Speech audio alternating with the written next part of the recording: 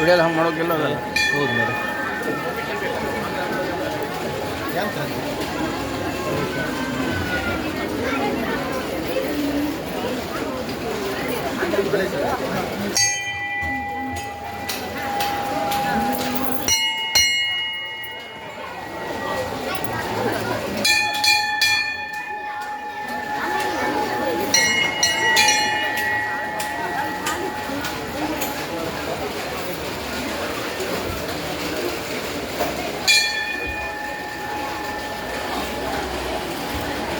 ನಮ್ಮ ಇತಿಹಾಸದ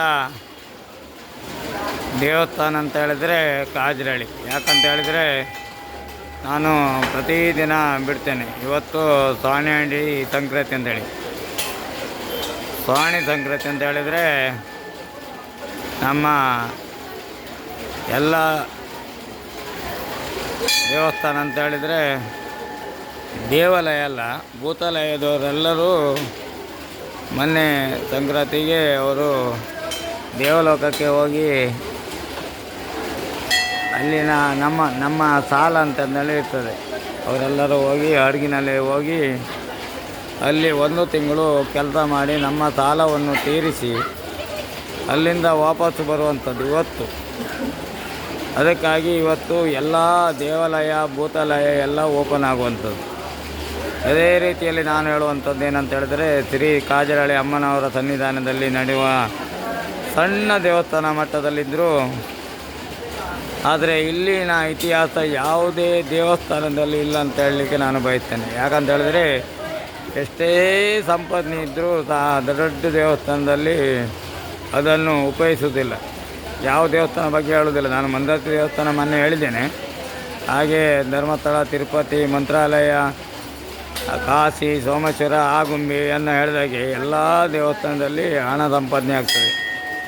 ಅದರಲ್ಲಿ ಕಿಂತೂ ಅದು ದೇವಸ್ಥಾನಕ್ಕೆ ಅವರು ಉಪಯೋಗಿಸೋದಿಲ್ಲ ಅಂತ ಹೇಳಲಿಕ್ಕೆ ನಾನು ಬಯಸ್ತೇನೆ. ಅದೇ ರೀತಿಯಲ್ಲಿ ಇವತ್ತು ಎಲ್ಲ ದೇವಸ್ಥಾನವೂ ಓಪನ್ ಇರುತ್ತದೆ. ಏನಂತ ಹೇಳಿದ್ರೆ ಭೂತಾಲಯ, ದೇವಾಲಯ ಅಂತೇಳಿ ಇಷ್ಟು ದಿನ ಭೂತಾಲಯ ಬಂದಾಗಿರುತ್ತದೆ. ಇವತ್ತಿನಿಂದ ದೇವಾಲಯ, ಭೂತಾಲಯ ಓಪನ್ ಇರುತ್ತದೆ. ಹಾಗೆ ಇದರ ಇತಿಹಾಸ ನಾನು ಪ್ರತಿ ಸಲ ಹೇಳ್ತೇನೆ. ಅದೇ ರೀತಿಯಲ್ಲಿ ಪ್ರತಿಯೊಂದು ದೇವಸ್ಥಾನದಲ್ಲಿಯೂ ಅಲ್ಲಿ ಭಕ್ತಾದಿಗಳು ಹಾಕುವಂಥ ಹಣವನ್ನು ಅದನ್ನು ದುರುಪಯೋಗಪಡಿಸಬಾರ್ದು, ಅದರ ಏಳಿಗೆಯನ್ನು ಮಾಡಬೇಕಂತ ಹೇಳುವಂಥದ್ದು ನನ್ನ ಧರ್ಮ, ಹಾಗೂ ನಮ್ಮ ಸಂವಿಧಾನದಲ್ಲಿ ಇರುವಂಥದ್ದು ಧರ್ಮ. ಅದೇ ನಮ್ಮ ಯಾಕಂತ ಹೇಳಿದ್ರೆ ನಾನು ಮಂದರ್ತಿ ಸ್ಥಳದಲ್ಲಿ ಹುಟ್ಟಿದ್ದೇನೆ, ಪುಣ್ಯ ಸ್ಥಳದಲ್ಲಿ ಹುಟ್ಟಿದ್ದೇನೆ. ಅದೇ ಮಂದರ್ತಿಯಲ್ಲಿ ಯಾವುದೇ ಇಂಪ್ರೂವ್ಮೆಂಟ್ ಆಗುವುದಿಲ್ಲ, ಆಗುವುದು ಬಿಡುವುದಿಲ್ಲ. ಅಲ್ಲಿ ಆಡಳಿತ ಮಂಡಳಿಯವರು ಹಾಗೂ ದತ್ತು ಇಲಾಖೆಯರು ಯಾವುದೇ ಕಾಲೇಜ್ ಆಗಲಿ, ಶಾಲೆ ಆಗಲಿ, ಯಾವುದೇ ಒಂದು ಇಂಪ್ರೂವ್ಮೆಂಟ್ ಇಲ್ಲ. ಅದೇ ಈಗ ಬಂದಂಥ ಒಂದು 10 ವರ್ಷದ ಈಚೆಗೆ ಈ ಕ್ಷೇತ್ರ ಕಾಜರಹಳ್ಳಿಯಲ್ಲಿ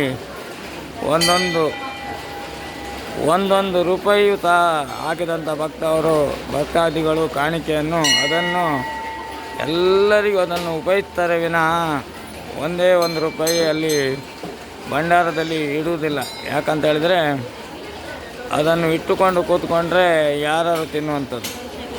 ಅದನ್ನು ಉಪಯೋಗಿಸಬೇಕು. ಯಾವುದ್ಯಾವುದು ಒಳ್ಳೊಳ್ಳೆ ಕಾರ್ಯಕ್ರಮ ಮಾಡುವಂಥದ್ದು, ಒಳ್ಳೊಳ್ಳೆ ದೇವಸ್ಥಾನ ಇಂಪ್ರೂವ್ಮೆಂಟ್ ಮಾಡುವಂಥದ್ದು, ಇಂಥದ್ದೆಲ್ಲ ಮಾಡಬೇಕಂತೇಳಿ ನಾನು ಹೇಳುವಂಥದ್ದು. ಹಾಗೆ ನಮ್ಮ ಭಕ್ತಾದಿಗಳ ಎಲ್ಲರ ಅಪೇಕ್ಷೆ ಮೇರೆಗೆ ನೀವು ಎಲ್ಲ ದೇವಸ್ಥಾನದಲ್ಲಿ ಸಹ ಈ ಭಕ್ತಾದಿಗಳು ಕಷ್ಟಪಟ್ಟಂಥ ಹಣ ಹಾಕುವಂಥದ್ದು ಅದನ್ನು ದೇವರಿಗೆ ಉಪಯೋಗಿಸ್ಬೇಕು.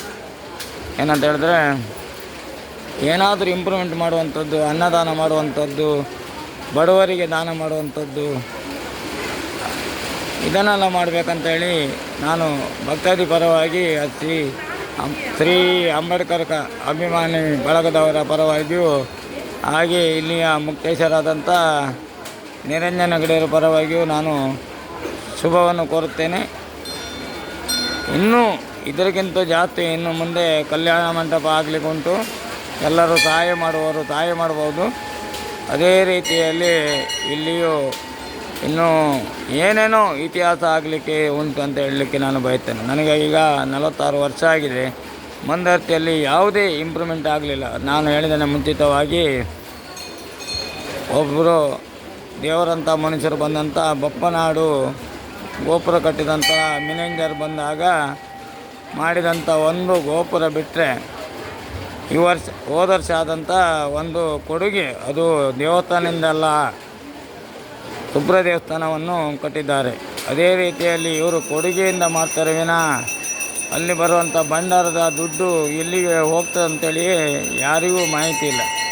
ಗಮನವಿಟ್ಟು ಕೇಳಬೇಕು. ಅಲ್ಲಿ ಇಂಪ್ರೂವ್ಮೆಂಟ್ ಮಾಡಬೇಕು ಅಂತ ಹೇಳುವಂಥದ್ದು. ದೇವಸ್ಥಾನ ಇಂಪ್ರೂವ್ಮೆಂಟ್ ಆದರೆ ಮನುಷ್ಯರು ಇಂಪ್ರೂವ್ಮೆಂಟ್ ಆದ ಹಾಗೆ, ದೇವರ ಕಲೆ ಜಾಸ್ತಿ ಆದರೆ ನಮ್ಮ ಕಲೆಯೂ ಜಾಸ್ತಿ ಆಗ್ತದೆ, ಹೆಸರು ನಮ್ಮದು ಬರ್ತದೆ. ಅದನ್ನು ತಿಳ್ಕೊಳ್ಬೇಕು. ಅದಲ್ಲದೆ ದೇವರು ಮೆಚ್ಚುವಂಥ ಕೆಲಸ ಪ್ರತಿಯೊಬ್ಬರಿಗೆ ಹೇಳುವಂಥದ್ದು, ದಾನ ಧರ್ಮ ನಿಷ್ಠೆ ಇಂದ ಇರಬೇಕು. ಇನ್ನೇನು ಮುಂದೆ ಹಣಕ್ಕೆ ಬೆಲೆ ಇಲ್ಲ. ಯಾವತ್ತೂ ಧರ್ಮ ನಿಷ್ಠೆಗೆ ಬೆಲೆ ಇರ್ತದೆ ಅಂತ ಹೇಳುತ್ತಾ ನಿಮಗೆಲ್ಲರಿಗೂ ಧನ್ಯವಾದಗಳು. ಪ್ರತಿ ಸಂಕ್ರಮಣ ಊಟ ಉಂಟು. ಪ್ರತಿದಿನ ಇಲ್ಲಿ ಒಂದು ದಿನವೂ ಪೂಜೆ ಇಲ್ಲದೆ ಇರುವುದಿಲ್ಲ. ಅದೇ ಅಲ್ಲದೆ ಇಲ್ಲಿ ರಕ್ತಹಾರ ತಗೊಳ್ಳುವಂಥ ದೇವರು ಶ್ರೀ ರಾಜಹಳ್ಳಿ ಅಮ್ಮನವರು. ಒಂದು ದಿನವೂ ಇಲ್ಲಿ ರಕ್ತಹಾರ ಇಲ್ಲದೆ ಇರುವುದೇ ಇಲ್ಲ ಅಂತ ಹೇಳಲಿಕ್ಕೆ ನಾನು ಬಯಸ್ತೇನೆ. ಎಲ್ಲರಿಗೂ ವಂದಿಸುತ್ತಾ ಭಕ್ತಾದಿಗಳಿಗೂ ಪ್ರತಿದಿನ ತಾಯಿಯ ಅನುಗ್ರಹ ನಿಮ್ಮೆಲ್ಲರ ಮೇಲೂ ಇರಲಿ, ನನ್ನ ಮೇಲೂ ಇರಲಿ, ಹಾಗೂ ಪ್ರತಿಯೊಬ್ಬರ ಮೇಲೂ ಜೀವಿಗಳ ಮೇಲೂ ಇರಲಿ ಅಂತ ಹೇಳುತ್ತಾ, ಜೈ ಹಿಂದ್, ಜೈ ಕರ್ನಾಟಕ, ವಂದೇ ಮಾತರಂ.